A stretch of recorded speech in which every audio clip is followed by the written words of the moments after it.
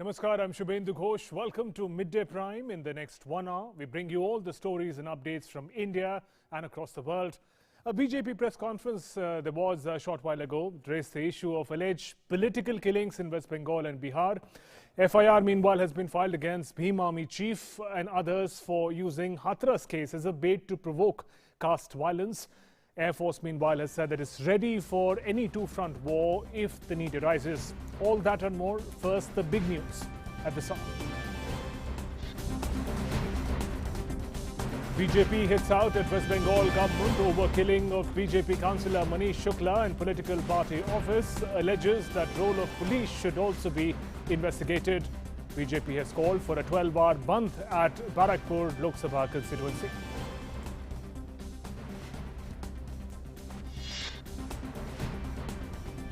Prime Minister Narendra Modi to inaugurate a virtual conference on artificial intelligence called RAISE 2020 today.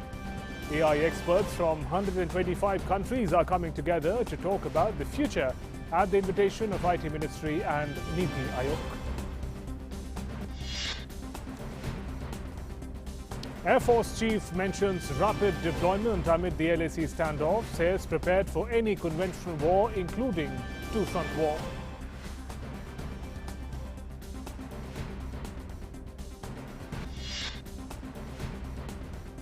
FIR registered against 400 unknown people, including Bhim Army's Chandrasekhar Ravan in Hathras. Earlier, Uttar Pradesh Chief Minister Yogi Adityanath accuses opposition parties of attempting to foment caste conflict and communal riots. Meanwhile, BJP holds protest in Jaipur against rape incidents in Rajasthan.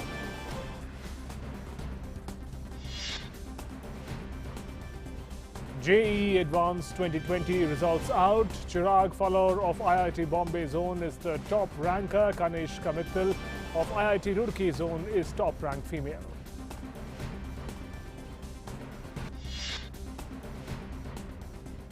CBI raids on Congress State President Karnataka DK Shivakumars and his brother DK Suresh, residents in Bengaluru and Kanakpura.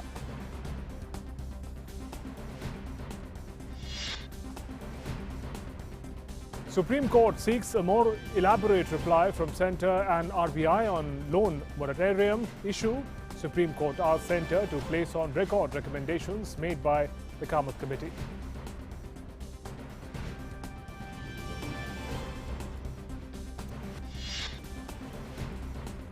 And the war against COVID-19 rages on in the country. India has exceeded 140 tests per day per million population as advised by WHO. By nearly 6 times. Recovery rate climbs to 84.34%. Hotels, restaurants open in Maharashtra with 50% capacity.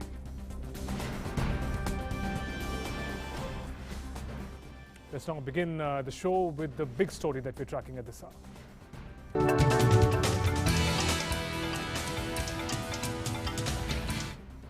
Now, there seems to be no end to political violence in West Bengal. Local BJP leader Manish Shukla was on Sunday shot dead in front of Titagarh police station in North 24th Parganas district. State Governor Jagdeep Dhankar summoned West Bengal Additional Chief Secretary, Home and DGP today in the wake of worsening law and order situation leading to the killing of Manish Shukla. BJP Central Observer for West Bengal, Kailash Vijayvargiya, today visited Manish's residence and met the family members.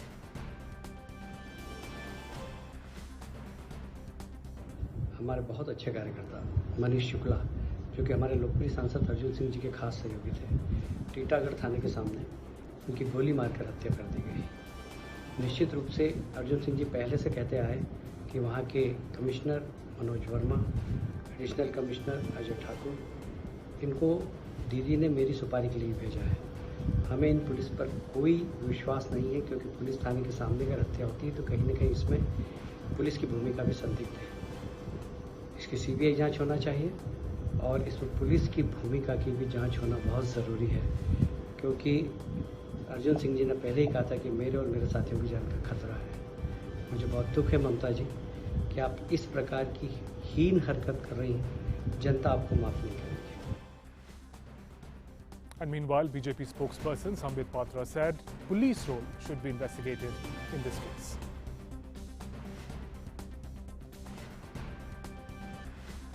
के counsellor और Bharatiya Janata party के नेता मनीष शुक्ला की हत्या हुई है, यह अपने आप में बहुत ही निंदनीय और बहुत ही चिंता का विषय है। Manish Shukla was murdered in the presence of all in front of the police station.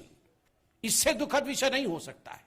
कानून के देउड़ी पर कानून दम तोड़ दे, इसका एक जीता जागता उदाहरण मनीष शुक्ला के हत्या की है। वीडियो जारी करके मनीष शुक्ला ने भी यह बताया था कि उनके जीवन के खिलाफ षड्यंत्र हो रहा है। कहीं न कहीं उनको किस प्रकार मारा जाए, उनकी हत्या किस प्रकार की जाए, यह षड्यंत्र हो रहा है। पहले से ही खुलासा किया गया था कि इस षड्यंत्र में पुलिस का हाथ है। पुलिस की भूमिका की जांच होनी चाहिए, सीबीआई के माध्यम से जांच होनी चाहिए। And West Bengal BJP is observing a 12-hour bandh in Barakpur today in protest against the murder of Manish Shukla.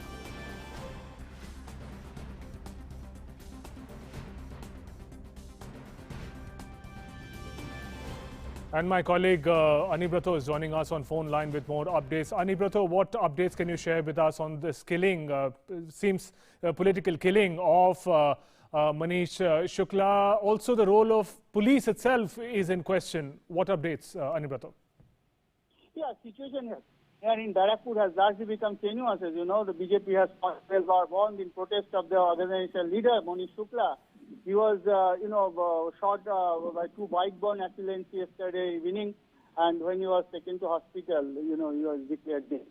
The thing is that BJP time and again is raising the question of the deteriorating law and order situation here in West Bengal, and even governor also raised this issue. We asked the police to act as a neutral, not to act as a partisan. But the thing is that as you have seen that Manish Shukla was killed yesterday, he was a very apt leader, apt and able leader. He defected from Trinamool Congress and joined in BJP 2 years beforehand. The thing is that, here the BJP, as they wrestled the seat from the Trinamool Congress in the last Lok Sabha election, this Barakpur seat has virtually become a hotbed because BJP nowadays has emerged as second largest political party, and biggest contender of Trinamool Congress. So as the election, is nearing in Bengal because it is, scheduled to take place in the next year. Because it is well presumed that neck and neck fight will take place here in West Bengal. BJP as emerged as a second contender. Right, Anibrato, also what is disturbing is the pattern of the killing. It is not, the BJP says, not a one-off killing. There have been numerous BJP workers who have been hacked to death in West Bengal that the BJP calls political killing. Over a period of time, over the years, what has been the action of the police and administration on this front in particular?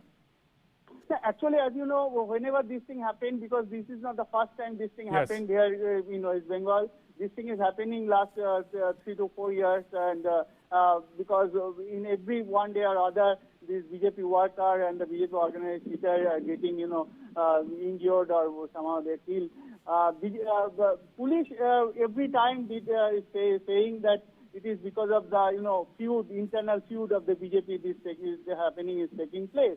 But BJP leader is squarely nailing Trinamool Congress because they are holding Chief Minister Mamata Banerjee largely responsible because she is not letting police to play a neutral role in all these issues. As police is failing to act on their own and largely is condemned to they are playing as a partisan role, this thing has nowadays become rampant because everywhere we find this gruesome situation is unfolding, in every nook and corner in West Bengal. The governor also raised this issue, and time and again he wrote to Chief Minister Mamata Banerjee. Even after this incident happened to take place, he called Chief Secretary and DG Police and asked their clarification on this figure. But the thing is that today also we have found that BJP workers have put up blockade several places here in Barakpur, and they have put up blockade on the roads traffic movement has virtually come to a stop, and only a few vehicles are moving down the road. Shops and establishments are lying closed. Situation largely becomes tenuous in different parts of, Barakpur, because soon, this Arjun Singh wrestled the seat from Trinamool Congress. Thereafter, Barakpur has become a hotbed, and every time we find that this deteriorating law and order situation is largely evident. Right, Anibrata. Right, Anibrata. Thanks very much for joining us with those inputs from Kolkata. Moving on, senior BJP leader Sambit Patra lambasted Congress and other political parties for their selective political strategy. He lashed out at the RJD leaders Tejasvi Yadav and Tej Pratap Singh over the brutal murder of Shakti Malik. He said at least the two brothers can do is issue a statement clarifying on the issue. He was removed by your party. He had, through a video before his death, said that my life is in danger. That extortion, in fact, the RJD and Tejasvi and Tej Pratap were extorting money from me. They were demanding money from me. The wife of the slain leader has also accused the same. An FIR has been lodged against Tejasvi and Tej Pratap. Don't you feel that, in fact, Tejasvi and Tej Pratap should both come out and RJD should issue a statement? This is the least they can do if they talk about Dalit rights. And Sambit Patra also slammed Congress leaders for political tourism and their inaction in the Baran rape case. सब जानते हैं आज राजस्थान में 12 में एक और rape के विषय में न्यूज दिखाया गया है। किस प्रकार एक नाबालिग के साथ वहां रेप हुआ है, ये जघन्य अपराध हमने देखा है। इसी 12 में कुछ दिनों पहले 2 नाबालिग बहनों के साथ भी रेप हुआ था। यह राजनीति नहीं हो सकता है। आज विपक्ष को जवाब देना होगा कि हर विषय में जो पॉलिटिकल टूरिज्म करते हैं, आखिर मनीष शुक्ला हो चाहे शक्ति मलिक हो, और जो नाबालिग बहनें हैं 12 में, उनके घर ये सारे लीडर्स कब जाएंगे न्याय मांगने की। Let's now move on to our developing story.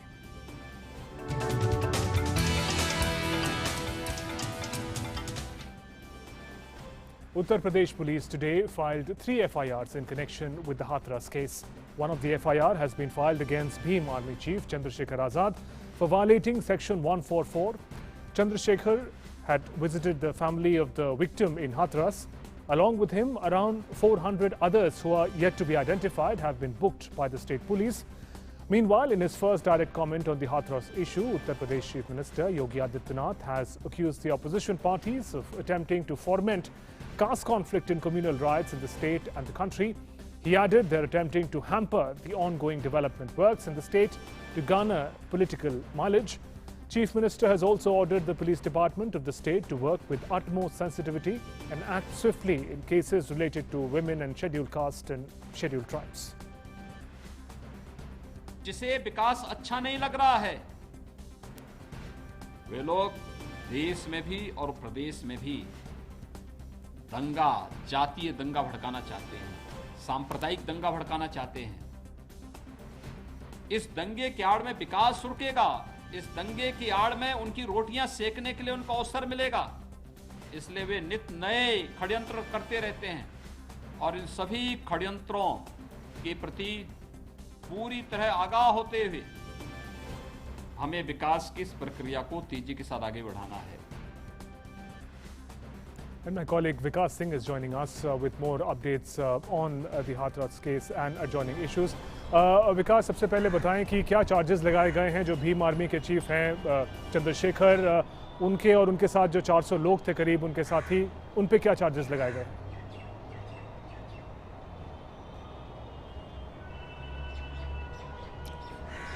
जी, धारा 144 का उल्लंघन करने का मामला और दंगा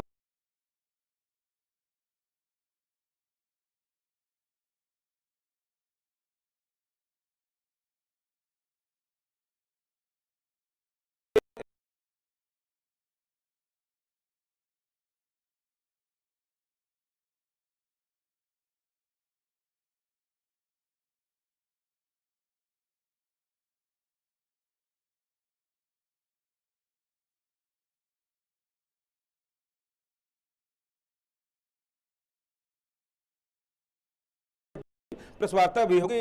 हाथरस के चंदप्पा में ये मामला गंभीर धाराओं में दर्ज किया गया है। इसमें इस बात को कहा गया है कि किस तरीके से लोगों को वहां पर फंडिंग की गई है और इस बात को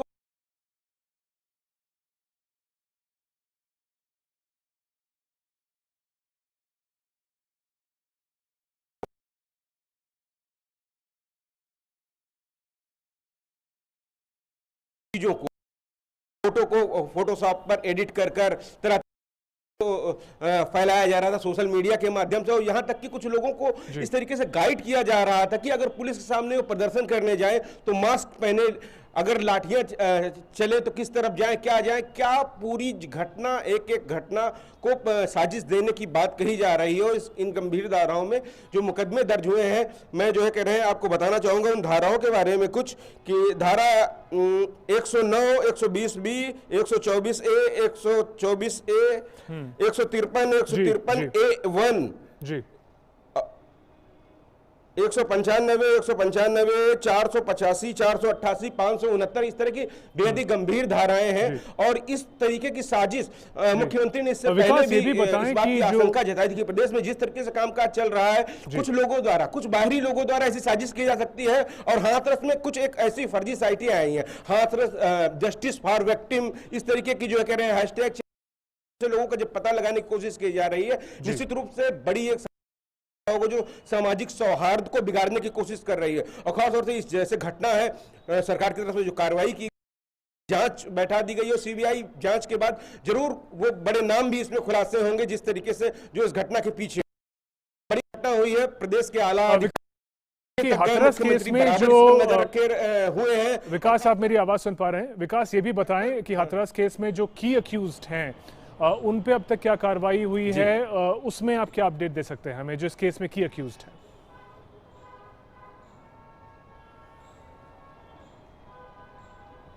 जी हाँ, सभी जो आरोपी हैं, आरोपी को अब तक पुलिस की पकड़ में है, वो न्याय अभिरक्षा में जा चुके हैं। लेकिन इसके बाद और क्या है इस पूरी घटना में कमी हुई है।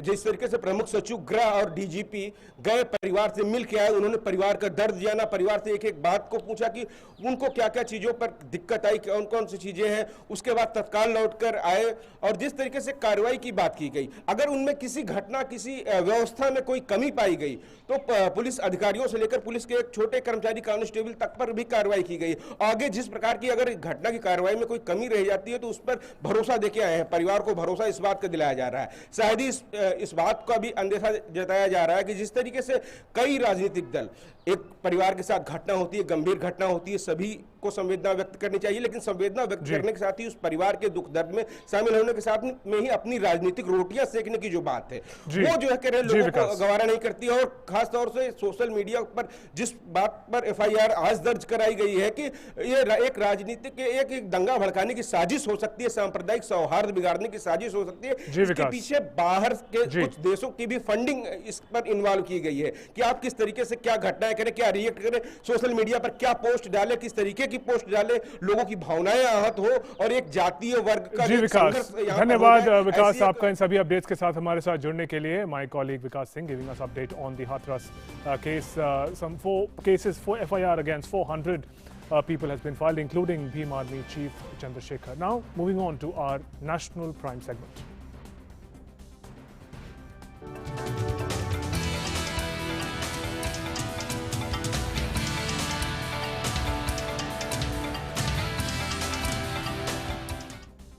Let's look at updates from Bihar.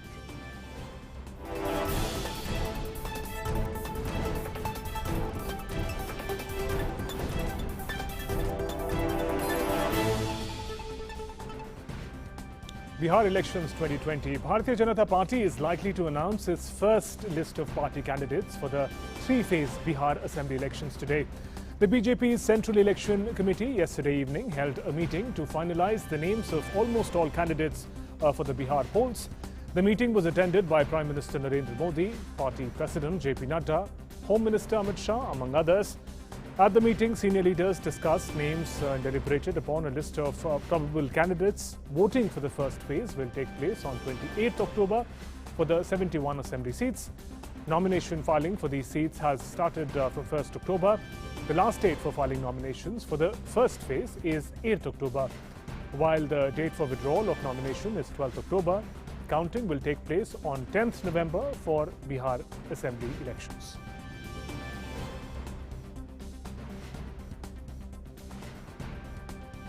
My colleague Salman is joining us from Patna, Bihar with more updates on the political election updates in Bihar. Salman, what are the expectations? The first list of candidates of Bharatiya Janata Party is going to be announced perhaps shortly. What is the political arrangement looking like with LJP deciding to go its own way? What are the updates, Salman? Actually, the parties are very, delaying the process of finalizing the name, and this creates much confusion. Now, we can say that the chessboard of the politics in Bihar has been completely laid out. The game of check and mate has also started. Everyone is out to outwit the opponent. Now, let us look at the new developments during last 24 hours. It is learned that the Chief Minister Nitish Kumar has expressed his anger over the decision of LJP to run the election outside NDA, and that too against the Janata Dal United. He has demanded from the NDA to expel the LJP, disalign from the party for this act. So it is also another major development is that VIP chief, Vikashsheel Insan Party chief, Mukesh Sahni, who had got himself separated from the Mahagathbandhan, has rushed to Delhi on invitation of BJP to discuss any possible alliance with the party. And amid all this, one murder has took place, as you already mentioned, in Pune. The man Shakti Malik is said to be the former office bearer of RJD, and the family says it's a political murder, and already alleging the RJD leaders, amid all these things, the public issues like employment and development has all these have got the back burner as the parties are still busy in finalizing the candidates list for the first phase. It is said that NDA has reached a seat sharing formula on 50% sharing basis between JDU and BJP, and JDU will have to share its quota from its own quota seats to Hum Party, Hindustani Awami Morcha of Jitan Ram Manji. Yes, Shubhendu. Also, Salman, tell us something about the kind of political strategy that the Grand Alliance, if I may call the other side, is working on. In the previous 2015 edition of the elections, we know the political scene was entirely different. JDU, RJD, Congress together for the elections. Much has changed since then. But this edition, what is the strategy for the RJD and the alliance?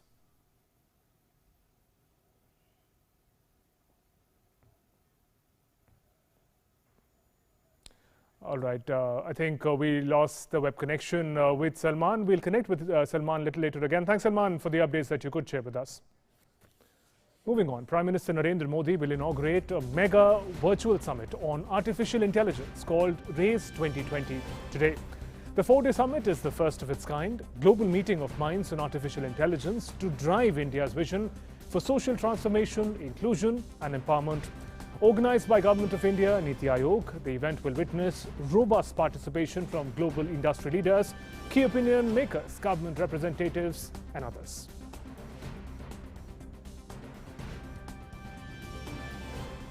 And this is an important event, and Prime Minister Narendra Modi will also participate in it. It's a focus on artificial intelligence, RAISE 2020. The focus areas are going to be various aspects in which artificial intelligence can be used in various sectors, various departments to not just improve ease of living, but also take innovation to the next level. Fourth, inclusion, work towards the development of different sectors, different walk of life, different sections of people. So artificial intelligence is going to be the focus. Take a look. Prime Minister Narendra Modi will inaugurate RAISE 2020, Responsible AI for Social Empowerment 2020 on the 5th of October. RAISE 2020 is a mega virtual summit on artificial intelligence organized by the Ministry of Electronics and Information Technology and Niti Aayog.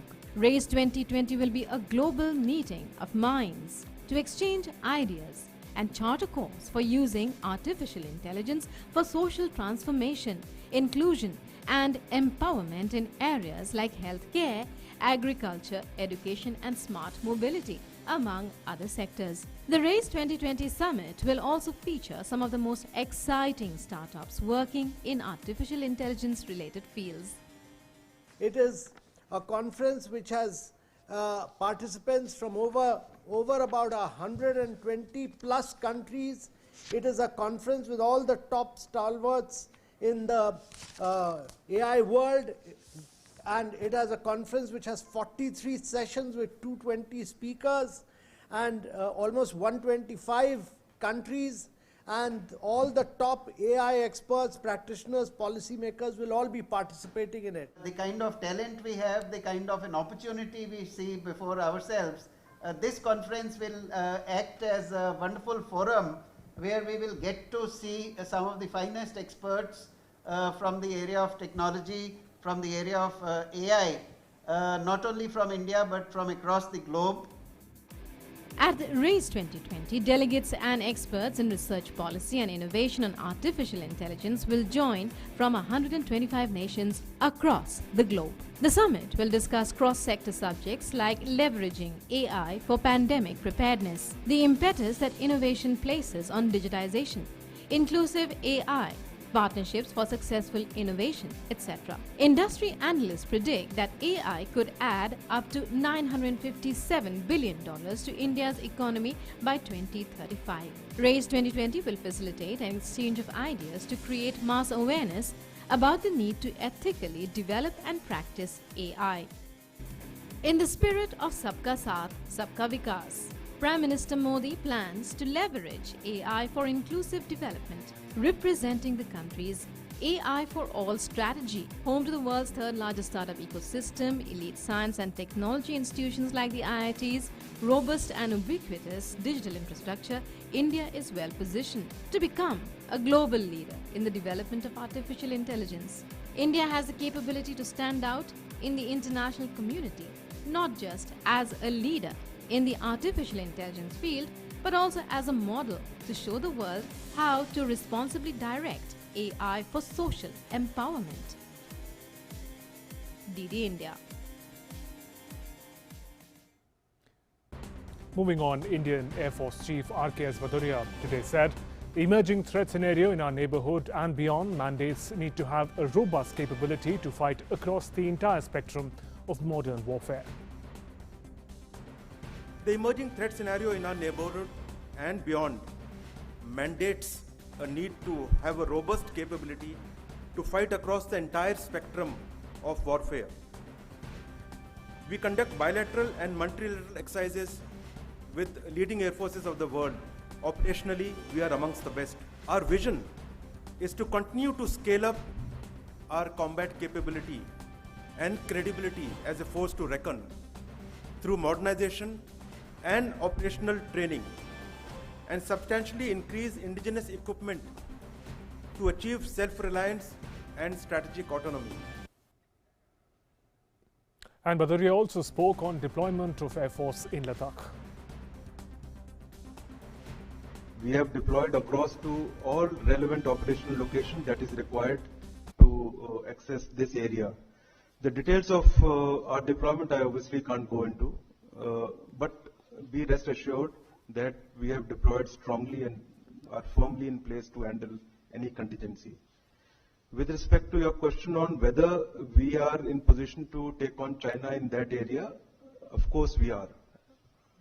There is no question of not taking over, not taking on the threat there. We are very well positioned, and there is no question that in any conflict scenario there, China can get the better of us. In other news, CBI has registered a case against State Congress Chief DK Shivakumars, his brother MP DK Suresh, and others on allegations of acquisition of disproportionate assets. Searches are being conducted today across 14 locations, including 9 in Karnataka, 4 in Delhi, 1 in Mumbai. Last year in September, Karnataka Congress chief was arrested by the Enforcement Directorate based on a charge sheet filed by the Income Tax Department against him. He was accused of funneling unaccounted money through Hawala channels with the help of others. And correspondent Aisha Khanum gets us this report. Let's listen in. This is the residence of Congress State President DK Shivakumars, which is raided by the CBI team since morning. Over 14 locations and business locations of DK Shivakumars has been raided by the CBI team. His brother DK Suresh, who is a member of parliament, his house is also been raided. The CBI is investigating the case with regard to the ED's investigation. Some time ago, the ED had investigated the case with regard to money laundering and corruption cases against DK Shivakumars when he was a minister in the Congress government. And after that, DK Shivakumars was arrested, and then now the case is the case is transferred to CBI. The CBI is investigating the disproportionate assets case, and right now inside his house, the CBI teams are examining documents. They are questioning important transactions that has taken place, and this case is being investigated by the CBI. A case has already been registered by CBI, and earlier also when the ED was investigating the money laundering case, DK Shivakumars was questioned, his family members were questioned, and DK Shivakumars was also arrested and sent to jail. But now the CBI case, the CBI is once again investigating the case with regard to the disproportionate assets that DK Shivakumars owns, and this raids has sparked off protest from Congress. The Congress has made this a political issue. The Congress alleges that this is a political vindictive act by the state government, and many Congress supporters and protesters are standing outside DK Shivakumars' residence.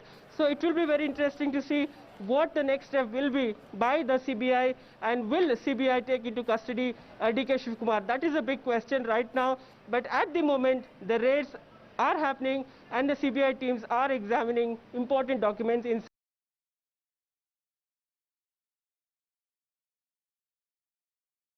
Talk about the COVID pandemic. India has crossed a significant milestone. Active cases continue to be for 2 unbroken weeks. 76,737 recorded in the past, taking the cumulative total of recovered patients to 55,86,703. Now, with this, recovery rate currently stands at 84.34%. India's three-pronged strategy of test, trace, and treat is proving to be a success. The fatality rate has dropped to 1.55%, with 1,02,685 deaths recorded so far. The number of active COVID-19 cases in India stands at 9,34,427, about 14.11% of the total COVID cases reported so far. Meanwhile, Ministry of Health and Family Welfare has said that WHO, in its guidance note on public health criteria to adjust public health and social measures in the context of COVID-19, has advised that a country needs 140 tests per day per million population for surveillance of suspected cases. It added that India has exceeded 140 tests per day per million population as advised by WHO by nearly 6 times. He also stressed that several states and union territories have demonstrated better performance than the national average. Uttar Pradesh Chief Minister Yogi Adityanath today inaugurated Swaroop Rani Nehru Hospital and Cobas Lab in Motilal Nehru Medical College in Prayagraj. The hospital has a facility of some 220 beds. Union Health Minister Dr. Harshvardhan also participated in the event via video conferencing. Uttar Pradesh Chief Minister said the state has more than 20,000 active COVID-19 cases. He added that the number of cases will be brought under control soon. Uttar Pradesh has more than 1,75,000 beds for COVID-19 patients.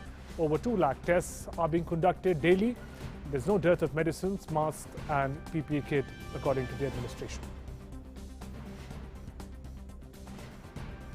And hotels, food courts, restaurants in Maharashtra are reopening today after a gap of some 6 months. They were shut down along with most businesses across the country under nationwide lockdown in the wake of coronavirus pandemic. The services are resuming with 50% capacity from today.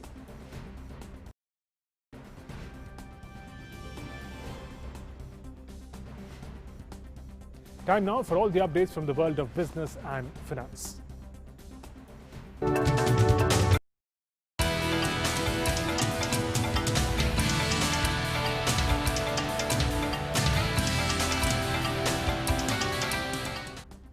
And my colleague Ajay Mishra joins us with the details. Ajay, over to you. Thank you, Shumendu. As you know that the Supreme Court has come out with a very important decision on the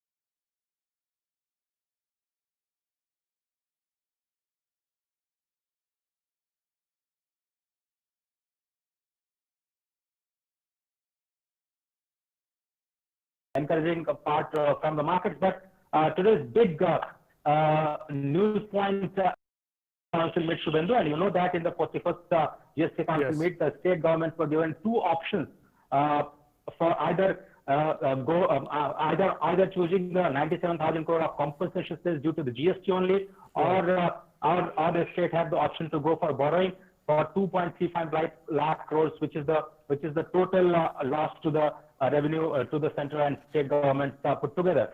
Now the GST Council is meeting for the 42nd time, and it is expected that the compensation is the core agenda of today's meeting. We also know from the sources that almost 21 states have already opted option number 1, that is to go for borrowing of 97,000 crore rupees, which is the compensation for the implementation of GST only. But some of the non-BJP states are still holding their views, and they have not given any submission before the central government as well as the GST Council. So now the discussion, we believe, that is underway so as to what are the options before the council. Earlier, it has been decided that it is not the responsibility of the center to find out the ways, but it is the responsibility of the GST Council to find out the ways of compensating the states. And we know that the GST Council is headed by the central finance minister, and all the finance ministers of the states are member of it. Now, the big question is that whether there will be a voting on this issue for the very first time in the GST Council is yet to be known. But we are just waiting for the virtual press conference at 5:45 this evening. It's going to be very, very interesting as far as this compensation cess is concerned. But the GST Council, we are hearing from the sources that they have decided that the compensation cess will continue beyond 2022. Which means that the compensation will accrue beyond the time limit of 2022, and that is the positive sign from state governments. And state governments should understand that they have no option but to go and borrow from the RBI at a very, very minimal rate, Shubhendu, and that's the big agenda that the council is pondering upon, and we are just waiting for the results of Right, we'll have to wait and watch what comes out of this GST Council meeting, really, and also the manner in which all the members reflect on the state of economy. Ajay, thanks very much for joining us with those updates from the world of finance and business.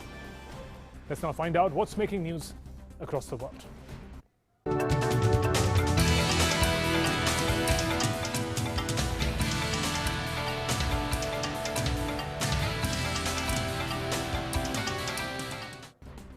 18 Nagorno-Karabakh civilians were killed by fire from Azeri forces and more than 90 of them wounded in the past week as the conflict entered its second week. Human rights ombudsman of self-proclaimed Nagorno-Karabakh region, Artak Beglaryan, released a video calling on the international community to act, claiming that Azerbaijan's armed forces were targeting civilian areas in the region's capital, Stefankert. The fighting began last Sunday, has surged to the worst level since the 1990s. Azerbaijan said on Sunday that Armenian forces had fired rockets at its second city of Ganja, killing one civilian and wounding 4 others, and threatened to retaliate by destroying military targets inside of Armenia. Armenia denied it had directed fire of any kind towards Azerbaijan.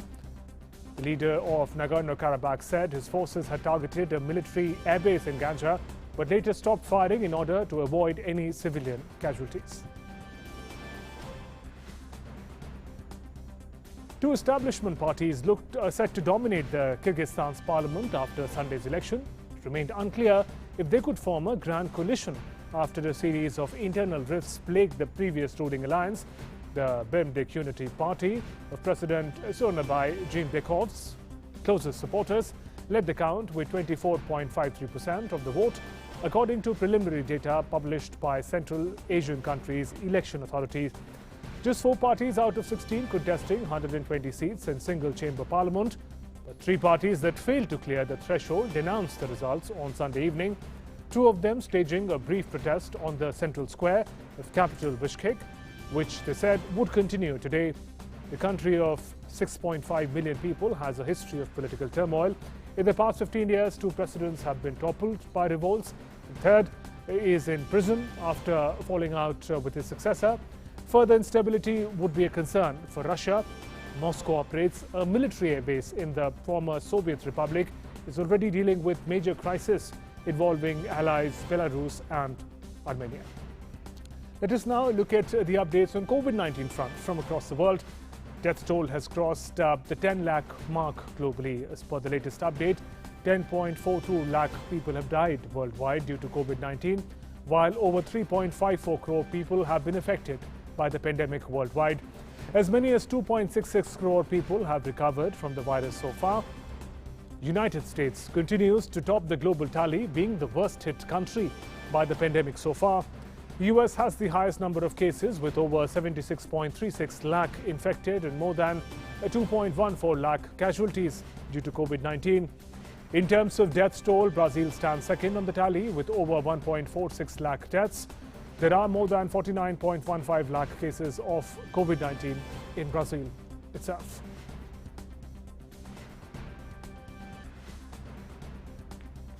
And US President Donald Trump has surprised supporters gathered outside the hospital where he's being treated with COVID-19 by riding past in a motorcade. Wearing a mask, US President waved inside a car. Moments after tweeting that he would pay a surprise visit, Trump arrived at the hospital on Friday, just hours after publicly revealing that he and his wife, Melania Trump, were infected with the novel coronavirus. Meanwhile, Trump's doctor said that Trump's condition is improving as he is being treated for COVID-19 at a military hospital. Doctors told reporters that Trump had received supplemental oxygen on Friday and Saturday and is also being given steroid treatment. Doctors said President has not run a fever since Friday and his liver and kidney function remain normal after the second dose of remdesivir.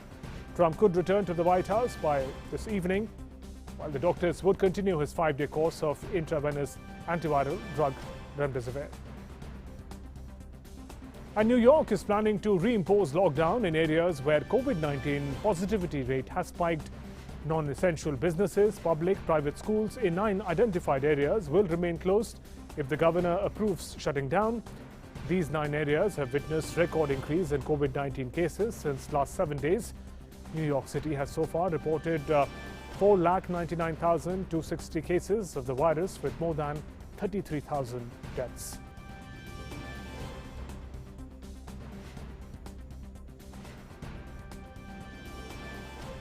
Some news from Australia. In a bid to bring the spread of COVID-19 under control, Australia's COVID-19 hotspot, Victoria, is considering ways to ramp up testing for the virus.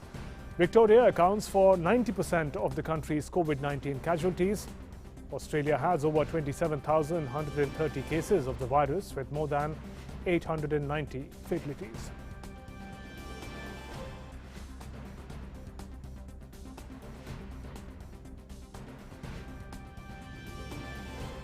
And time now for all the action from the world of sports.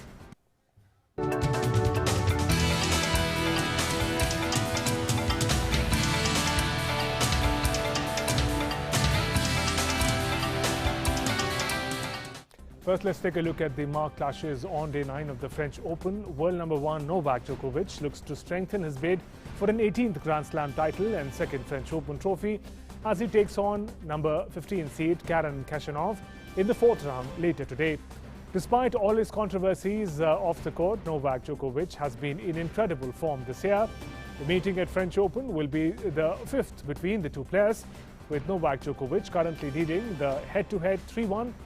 Djokovic has carried over his solid form on hard courts to clay, winning the Rome Masters and progressing comfortably so far at the French Open. But his next opponent, Russia's Karen Khachanov, is likely to be going for a sterner test for him. In another men's singles match, Stefanos Tsitsipas takes on Grigor Dimitrov in an intriguing 4th round clash at the French Open later today. Greek player Tsitsipas might not have gotten the kind of start to the tournament that he would have liked, but he seems to be growing in confidence with each match. The 4th round encounter will be the first time that Tsitsipas and Dimitrov play against each other. In women's singles, Petra Kvitova continues her French Open quest against a familiar foe in Zhang Shuai. Kvitova has made it to the second week of French Open after a gap of some 5 years. Meanwhile, Zhang Shuai will bring in different sort of energy to the match against Kvitova. Petra Kvitova leads the head-to-head against Zhang Shuai by a 3-2 margin.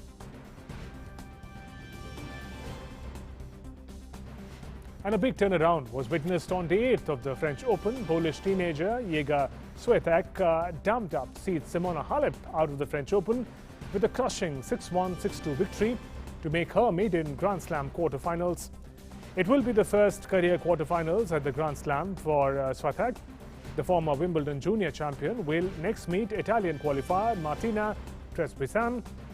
Trevisan became the first qualifier in 8 years to reach the quarterfinals at the French Open. Third seed Elina Svitolina ended up the run of local hope Caroline Garcia in the French Open with a comfortable 6-1, 6-3 win to move into her third quarterfinals at Roland Garros.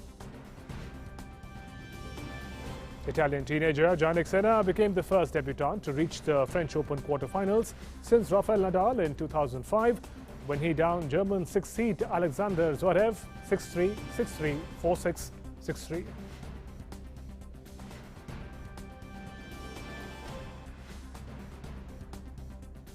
Rafael Nadal blew away American qualifier Sebastian Korda 6-1, 6-1, 6-2 to enter into the quarterfinals and close in on a record-extending 13th title at Roland Garros.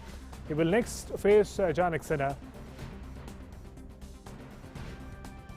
Oli Watkins scored a first hat-trick as Aston Villa brought champions Liverpool's 100% start to the Premier League season to a shuddering halt with a stunning 7-2 win at Villa Park. Watkins opened the scoring in the 4th minute following a mistake by Reds goalkeeper Adrian and doubled his team's lead with a fine 22nd minute strike. Mohamed Salah replied just after the half-hour mark, only for John McGinn to swiftly make it 3-1. Villa never looked back as Watkins then headed in his third in the 39th minute. Salah made it 5-2 from Roberto Firmino's pass after 60 minutes of play. After that, Aston Villa captain Gray scored their final 2 goals after assisting 3. It is the first time Liverpool have conceded 7 goals since 1963. It's only their 4th Premier League defeat since January 3rd, 2019.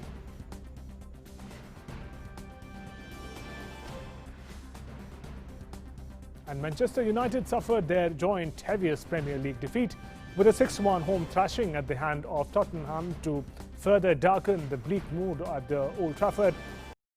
Solskjaer Men look all at sea in their opening two games, but sunk to a new low as Spurs ran riot on Jose Mourinho's return to the formal club. Son Heung-min and Harry Kane scored twice, with Tanguy Ndombele and Serge Aurier also on target. The result leaves United 16th in the Premier League rankings, with newly promoted Fulham, West Brom the only clubs with the worst goal difference. Only West Brom have in fact conceded more than their 11 goals. Let's talk about shooting now.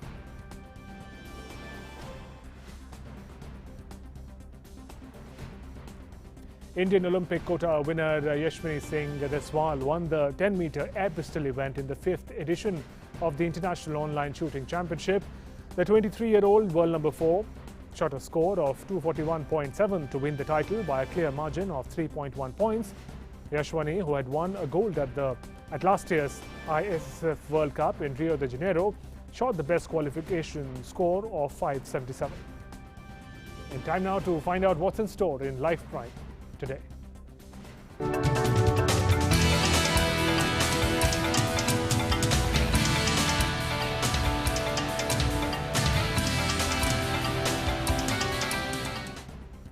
A Japanese nurse has drawn attention on social media through her cartoons telling stories about China and its fight against COVID-19 outbreak.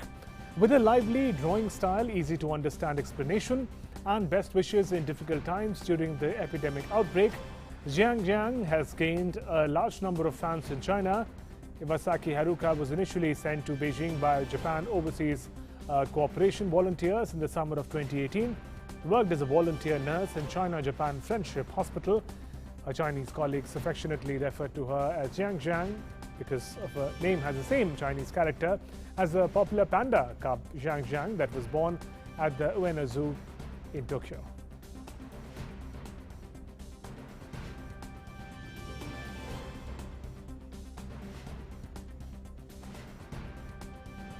French fashion label AMI pushed the boat out for its latest fashion show in Paris by hosting its catwalk display on the banks of Seine River at dusk.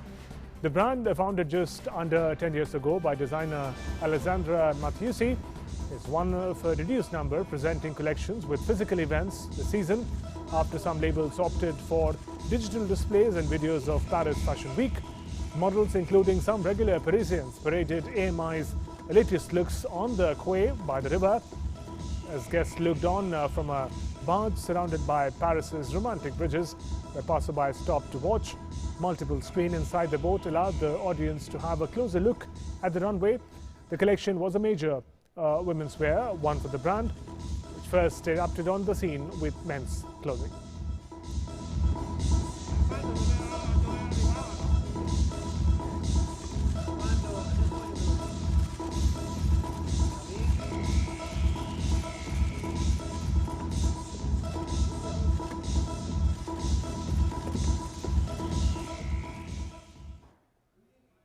And with that, we conclude this edition of Midday Prime. News and updates continue after a short break. Namaskar.